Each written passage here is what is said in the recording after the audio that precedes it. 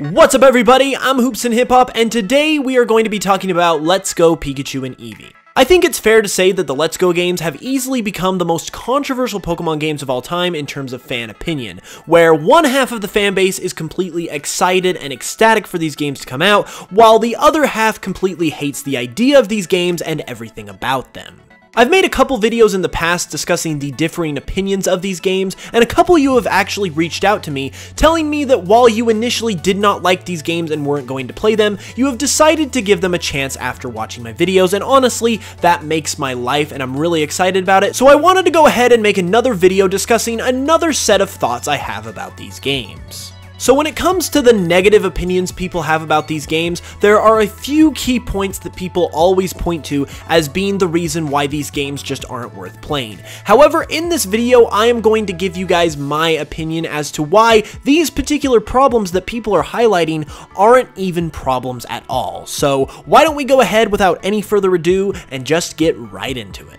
Okay, so the first one we're going to be talking about isn't really confirmed one way or the other quite yet, but it has caused some worry amongst the community and it's been a buzz in terms of the discussion of this game, and that is the possibility that abilities could be removed from Let's Go Pikachu and Eevee. Now, there are a number of reasons why people think this is a possibility. Number one, it's obviously the different nature of the game and how things have been changed has kind of put this thought in people's minds. Number two is the fact that the abilities haven't really been showcased in any of the gameplay or the trailers. And number three, people have pointed to different menus and things like that where the abilities are absent as evidence that the abilities could possibly be removed from these games. However, while I can't definitively say for certain that abilities are going to be in these games, because we really can't know for sure until Nintendo tells us, I am basically as certain as I can possibly be given the circumstance that abilities are going to be in these games for one very specific reason, and that is the brand new Pokemon that is set to appear in these titles. During the initial reveal trailer for Let's Go Pikachu and Eevee, it was revealed that we are going to see one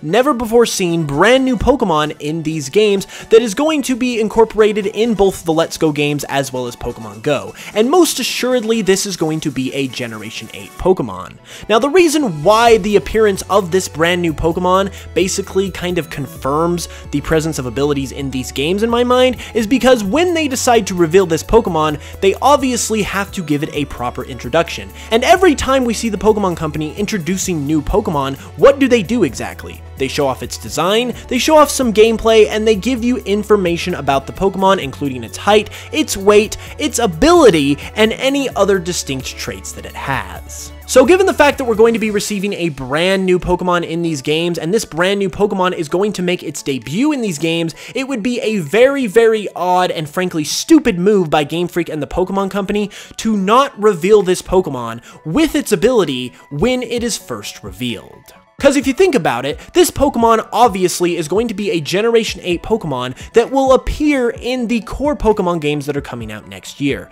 And since those games are core games, we know for a fact that there's going to be abilities in those games, and we know that this Pokemon is going to have an ability. So it would just be a terrible form of communication on Game Freak and Nintendo's part to introduce this Pokemon to the world for the first time, not give it its ability, but then give it its ability in the Generation 8 games later on, and you kind of would have to go back to reintroducing this Pokemon because you didn't want to mention its ability in this game because you decided to take out abilities for some reason. This particular scenario just does not make any sense at all, and frankly, it would be a very, very stupid move and a terrible form of communication on Game Freak and the Pokemon Company's part because it would just really confuse people as to what's going on, and it's really completely unnecessary, and I personally do not believe that Nintendo, the Pokemon Company, and Game Freak are that stupid to make that kind of move, so that's why I'm personally very confident that abilities are going to appear in the game. However, if by the off chance they're not in the game, it's really not a big deal, because while I am not necessarily a competitive Pokemon player, I don't think these games were ever going to carry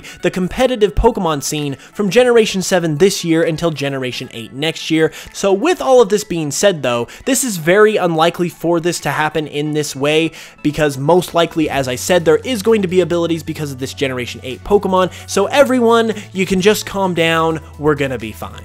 Okay, so moving on to our second point, we are going to be talking about the biggest and most significant change to these games from the standard main series formula that people are complaining about and worried about, and that is the fact that there are no wild Pokemon battles in these games, and you are going to catch wild Pokemon in the style of Pokemon Go, where you just throw a Pokeball at them. Now, while I can certainly admit that this is a significant change to how we play a Pokemon game, I don't really feel it's right for people to hate on the game just for this feature, because of another game that didn't feature any wild Pokemon battles at all that are universally praised by the entire Pokemon community, and that would be Pokemon Colosseum and XD Gale of Darkness. These two games, much like the Let's Go games, are spin-off sort of titles that have a very similar sort of gameplay style to the main series Pokemon games. However, the one distinct difference here when it comes to the wild Pokemon mechanic is that Pokemon Colosseum doesn't have any wild Pokemon at all, let alone just encounters or battles. It's strictly Pokemon trainer battles in those games,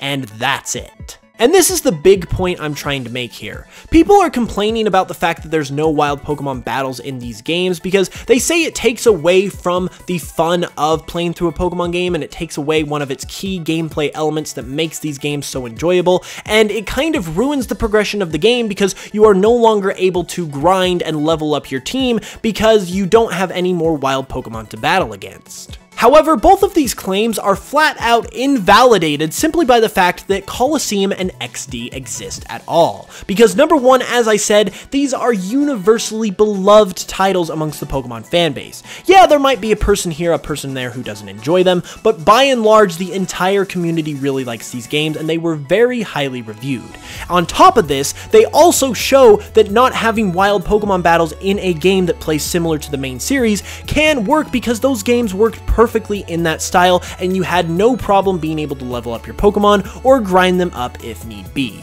So given the fact that these games are loved even though they have no wild Pokemon battles, doesn't really make sense when people are critiquing the Let's Go games for not having wild Pokemon battles. There's obviously a disconnect here, as I'm trying to illustrate, because you can't really like one game for not having a feature when you love a game that doesn't have that same feature. And these games do show that it can work in terms of the grinding issue, so to me, this really proves that this whole non-wild Pokemon battle thing that everyone has been talking about is really a non-issue. And finally, the last major concern I am going to be talking about that has been discussed about these games is the fact that we're going back to Kanto again, and Kanto is just being beaten to death, and it's getting really old, and we just want to see something new. Many fans have complained, both just in general and about these games in particular, that Kanto gets too much love, and it's really getting boring and tedious to have to go back to Kanto so many times, and it just makes them not want to play these games because they've already seen Kanto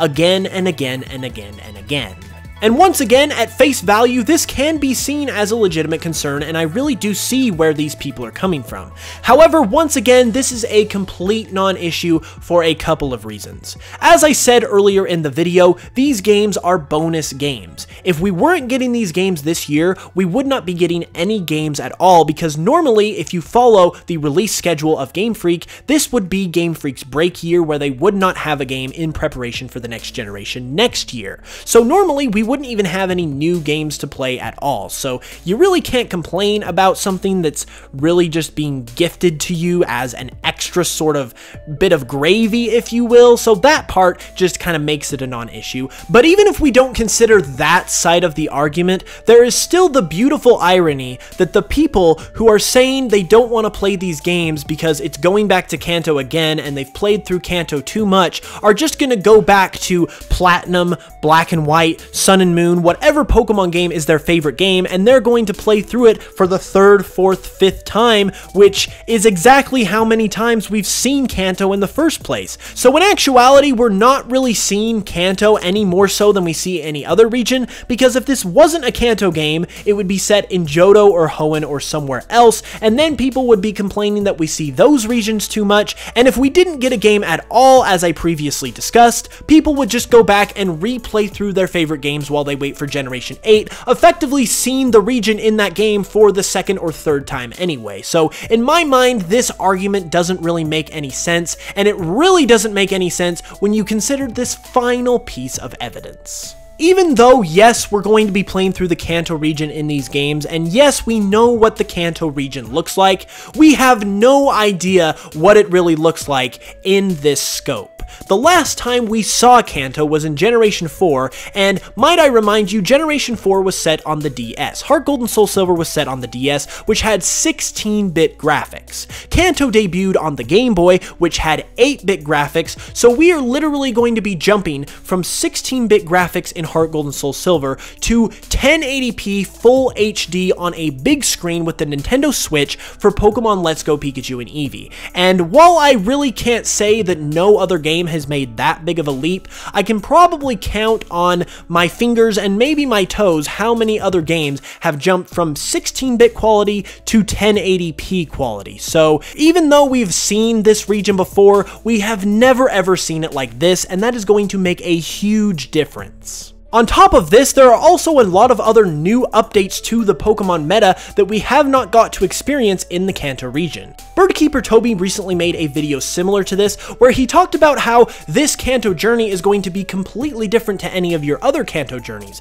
because the last time we truly played through a Kanto-style game, which was in Fire Red and Leaf Green, we didn't have any Dark types, which we now do thanks to the Alolan form Pokemon. We obviously have the rest of the Alola form Pokemon to consider that's going to make the playthrough different. And we also have fairy types, which is going to make the game different as well. And finally, even further on top of that in terms of differences, we have the fact that distributions of certain Pokemon have been changed. You can find different Pokemon in different areas now, and you are able now to build a different sort of team. And this has been confirmed in bits of gameplay, where we see Pokemon like Bellsprout and Oddish in Viridian Forest, where they weren't normally before. So the fact that you're going to be finding different Pokemon in different areas is going to change up your team, and it's just going to give you a completely different experience. And I can almost be certain that you will enjoy it. And there we have it, everybody. Now, while I certainly respect everyone's opinions, and I can't really stop anyone from hating on these games if they really want to, I just really want everyone to give these games a chance, because I really feel like we have something special on our hands with Let's Go Pikachu and Eevee. They are the first Pokemon games that are in the main series or close to the main series that we've ever seen in HD. They are also the first quote-unquote main series games to be introduced on a home console, which we've obviously wanted for a long time, so I just really truly feel with all my heart that these games are going to be amazing, and I just really want everyone to be able to experience that. So I just really hope everyone out there listening to this will take what I've said into consideration and give these games a gosh darn chance. If you guys enjoyed this video though, be sure to give it a like and let me know in the comments below what your thoughts are on this discussion. What do you think about the points I brought up? Do you agree? Do you disagree? Does this change your opinion of the Let's Go games at all? Are you going to give them a chance now, or are you a little hesitant? If you're a little hesitant still, let me know with a comment below and we can get a discussion going. As always, if you're new to the channel, be sure to subscribe for more Pokemon content each and every week. I upload new videos all the time, and be sure to follow me on Spotify for my Pokemon remixes, as well as for a chance to win a copy of Let's Go Pikachu and Eevee. I'm going to give away a free copy of each of the games once we hit our follower and listener goals over there, which we are very close to. So go help me out to get to those numbers, and we can give away some free, awesome stuff. With all that being said though, I will be back with another video very soon, so be sure to hit that notification bell so you can know as soon as it goes live. And with all of that being said, I love you guys, and I will smell you guys later.